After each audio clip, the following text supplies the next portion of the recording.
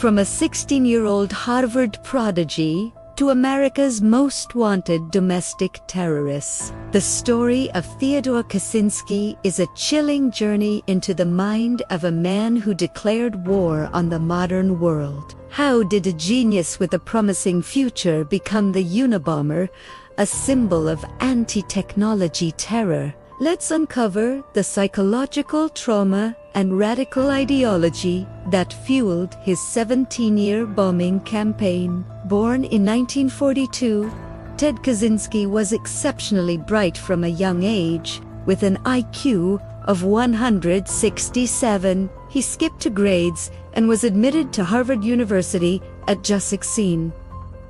But this academic leap came at a huge social cost. Surrounded by older, more mature students, the already shy and introverted Ted struggled to connect. He felt isolated, awkward, and emotionally adrift. This profound social anxiety would become a defining feature of his life, but it was at Harvard that a far more sinister event would leave a permanent scar on his psyche. Between 1959 and 1962, Kaczynski became an unwitting participant in a controversial and ethically questionable psychological experiment led by psychologist Henry Morey.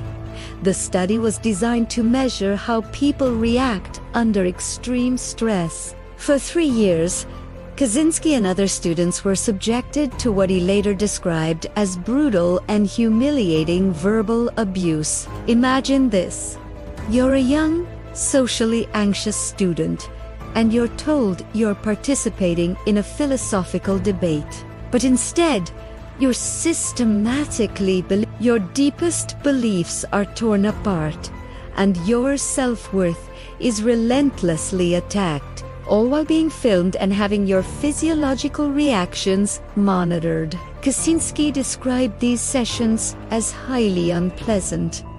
He was given the codename Lawful and endured hours of this psychological torment. For a young man already struggling with his identity and social place, this experience was devastating. He felt his privacy was violated and his dignity stripped away. Many experts now believe this institutional betrayal planted the seeds of his deep-seated rage against authority and systems of control. After graduating from Harvard, Kaczynski went on to earn a PhD in mathematics from the University of Michigan. His doctoral dissertation was so complex that one of his professors admitted he couldn't even fully understand it. In 1967, he landed a coveted position as an assistant professor at the University of California,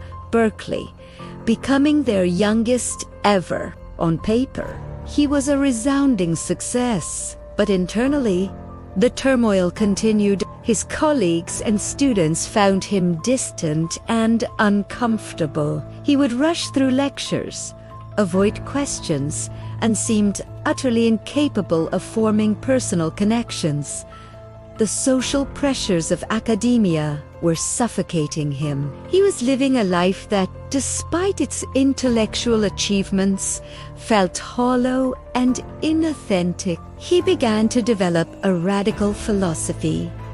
Modern technology, he believed, was the root of all evil.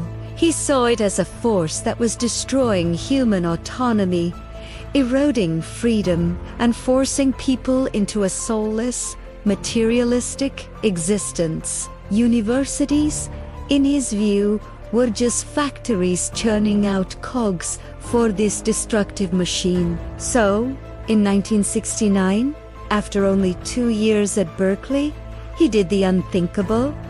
He resigned. He walked away from a brilliant academic career to pursue a life of complete self-sufficiency. Far from the society he despised, he moved to a remote, the 12-foot cabin he built himself near Lincoln, Montana. There, he lived without electricity or running water. Hunting, gathering, and reading voraciously. He was finally free, living in harmony with nature, or so he thought. For a while, he found a semblance of peace in his isolation, but the modern world he had fled refused to leave him alone. Low-flying jets roared overhead, and the noise of snowmobiles echoed through his valley. The final straw came when a logging operation began near his cabin, destroying a beautiful plateau he cherished. He saw this as a personal violation, an invasion of his sanctuary by the very industrial forces he loathed. He tried to retaliate with minor acts of sabotage, but it wasn't enough. He realized that to fight the system, he needed to escalate his war. His hermitage in the woods became the headquarters for a terrorist campaign.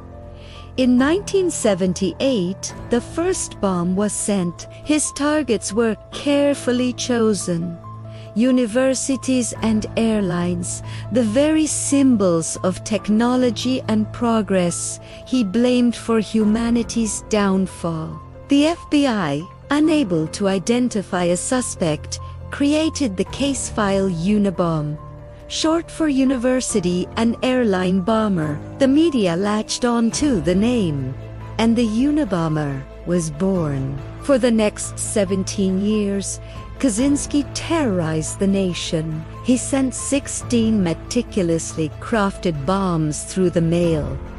These weren't crude devices, they were sophisticated, often made from scrap materials and wood, designed to be untraceable. He left no fingerprints and planted false clues to mislead investigators. His first targets included a professor at Northwestern University and an American Airlines flight which had to make an emergency landing after a bomb ignited in the cargo hold. The attacks grew more and more lethal.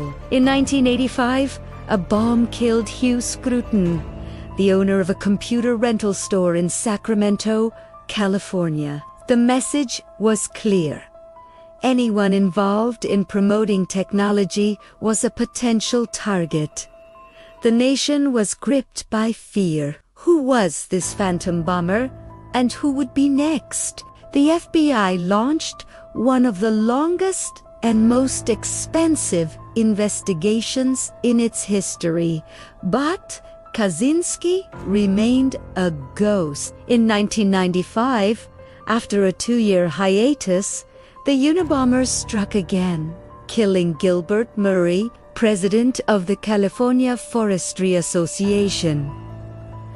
But this time, he also did something else. He contacted the media, sending a sprawling 35,000-word essay titled Industrial Society and Its Future, which came to be known as the Unabomber Manifesto. In it, he laid out his entire anti-technology philosophy, arguing for a revolution against the modern industrial technological system. He issued an ultimatum: publish the manifesto in a major newspaper, or the bombings would continue. The FBI and the U.S. Attorney General were faced with an unprecedented dilemma.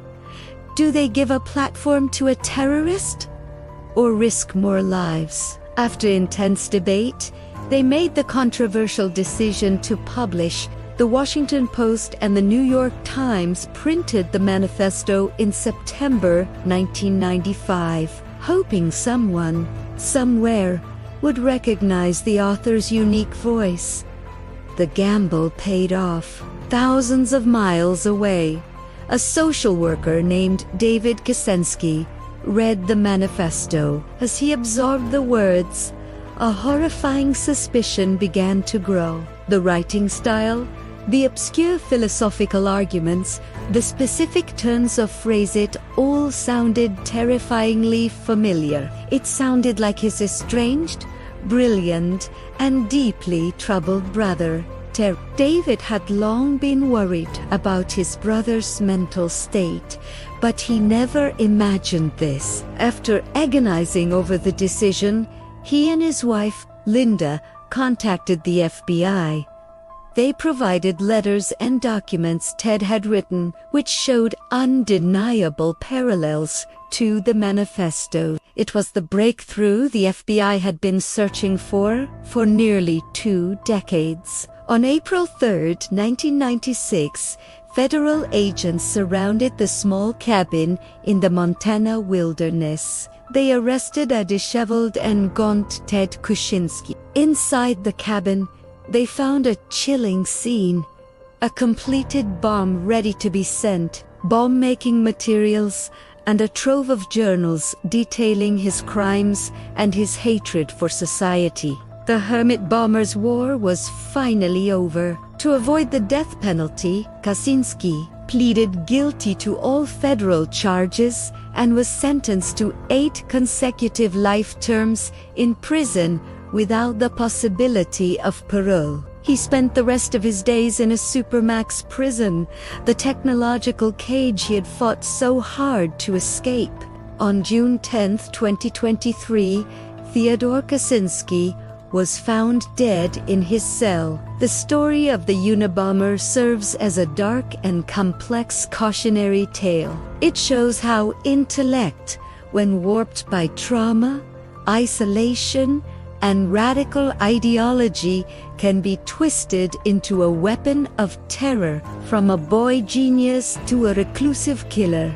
Ted Kaczynski's life is a tragic testament to a mind at war with itself and the world. Thank you for watching. If you found this story compelling, please like this video and subscribe to our channel for more deep dives into the most fascinating and complex figures in history. See you next time.